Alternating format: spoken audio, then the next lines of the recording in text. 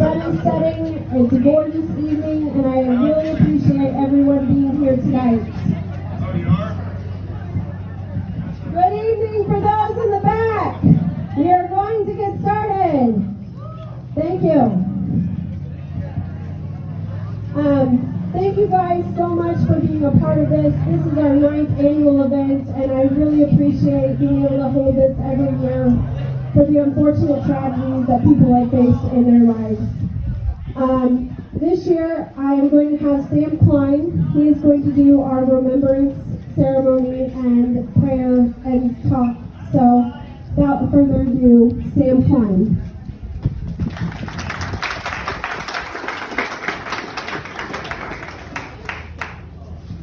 Please, let's start with a prayer together. Dear God, we remember those we've lost.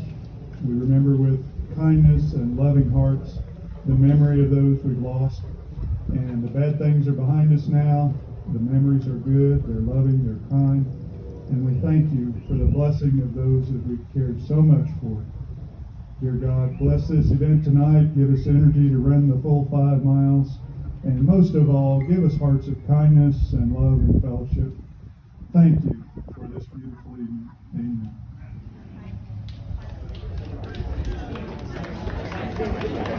All right. Now, the reason I am here is not because I'm exceedingly handsome. It's not because I'm a fantastic or inspirational speaker, but I am a retired prison warden of the state of Kansas. I've been a warden at Ellsworth, Hutchinson, Lansing, and El Dorado, and then I retired in February this past year. During that time, we've had numerous, or I'm going to say, unfortunate events in the prison system that involve the loss of one of your dear ones.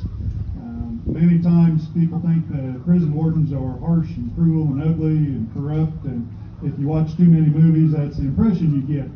But the key factor is that my job, or has been, was to always make sure that everybody had a reason to get up in the morning. They had to have a purpose. And that purpose was sometimes a drug and alcohol class, maybe it was a vocational training class, maybe it was a job assignment or a work assignment, but everybody had to have a purpose. And as we think about our loved ones we've lost, and especially those who may be at risk today, they need to have a purpose in life. They need to have a reason to get up in the morning. And sometimes that reason is simply your friendship. And that friendship can mean an awful lot in that dark moment when they really are confused and lonely. Another thing that makes a lot of difference that we learned in the prison system was that company matters. When you got somebody with you, a companion, that makes a lot of difference. At El Dorado, we had a large mental health unit. And in that unit, we double-celled mentally ill people. And everybody thought that was a bad idea for a long time. But what we learned was that they really came to appreciate it.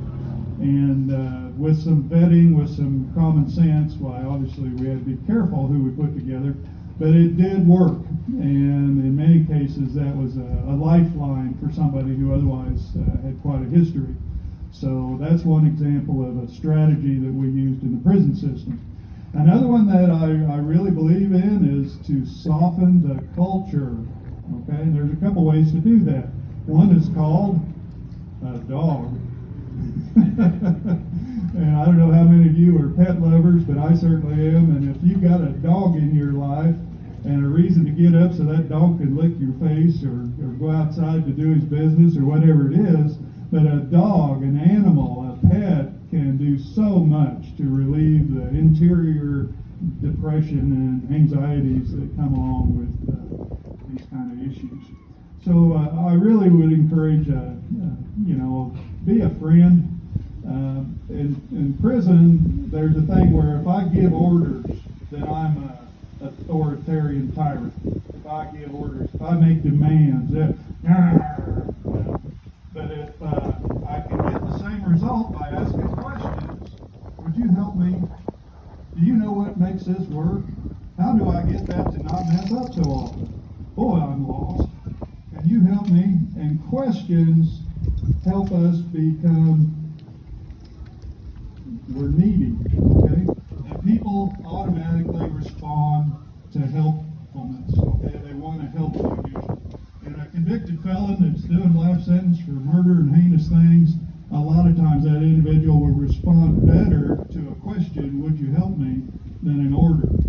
And I encourage you in your life, many of you are young people here today, learn to ask questions. Don't give orders, but learn to ask questions. That don't work, then you've got to give an order. This thing's got to happen. But that's just some advice for you, just a little bit of technical advice. Now, I do have a little bit of a note here.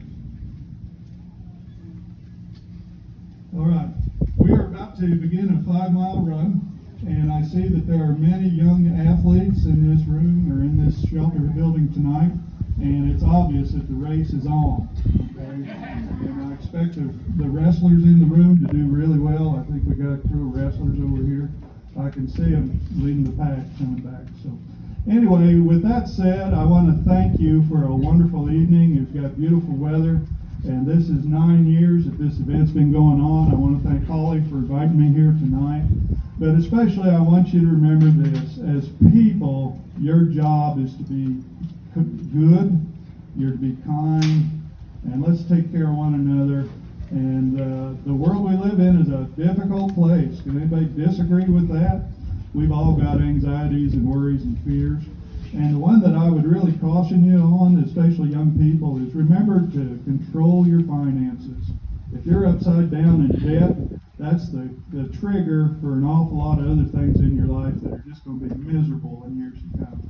So control your debt. But for right now, let's go ahead and move on to our ceremony.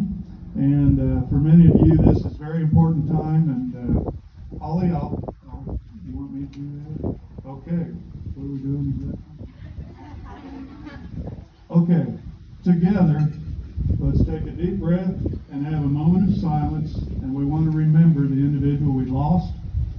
We're not going to talk. We're just going to remember. And it's easy to think of grief, but there's a time when grief has to end and love has to take over. And this is a moment to just love that person, okay? Remember them lovingly. Remember an incident that helps you smile. And let's have a moment of silence.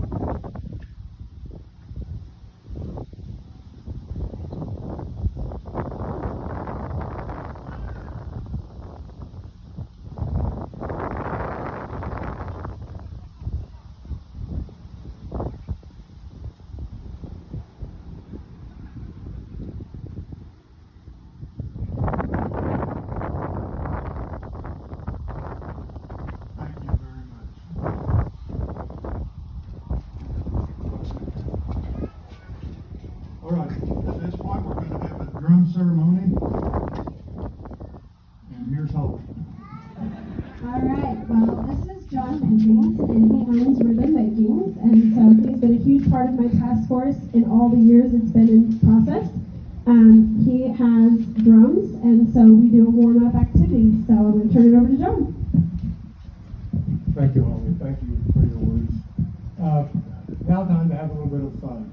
I have, probably 40 drums. Not everybody can play, but those that would like to, I encourage you to. So I'm going to let you come over here, pick one up. I want to try